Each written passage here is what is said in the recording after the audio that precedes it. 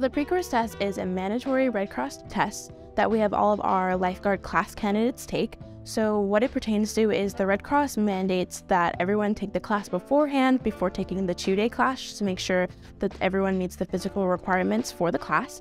So what we want to make sure is that the swimmers who come in for the class are in their best health, and also that they are able to have the right amount of endurance for the lifeguard class, so that when they get to the class, they're not at any sort of risk for hurting themselves or any sort of safety risk for our other participants.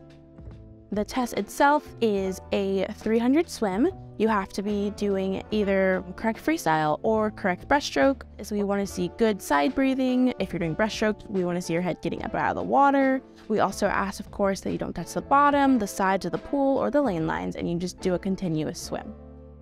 The way you breathe is very important. Making sure that you're having a good time, a good rhythm of the way you breathe is very helpful for when you're doing certain kinds of swimming, and it helps you a lot more on your test. In the instance of freestyle, rhythmic breathing would be making sure that when you have your arms moving, you are able to turn your head to the side properly and breathe, and you're able to do it at a good cadence. So I would say a good time would be 3 strokes and then a breath. So that's your right arm, your left arm, right again, and then you breathe, and then you'll switch, breathe, and that's what your rhythm would be.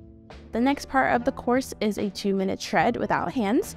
You can either put your hands out of the water, you can hold onto your sides, put them in front of you, however you want to, just so long as you're not using your hands, and you tread in the deep end for 2 solid minutes.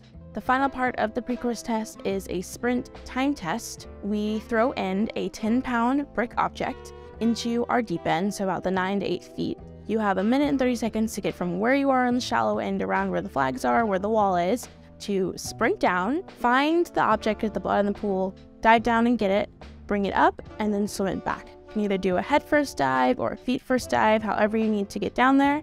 And when you come up with the brick, we want to see it in your hands, and you have to be swimming it on your back toward the wall again.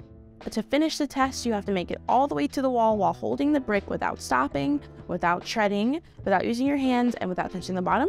To stop your time, you have to put the brick on the wall and actually climb out. A lot of people forget that part.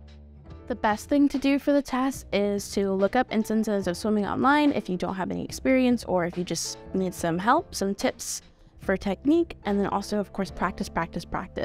I would say that lifeguarding in general is definitely not what everyone thinks it is. We definitely do a lot more work than you may have seen on TV or in Baywatch or something like that. It is definitely something where you do need to consider it beforehand.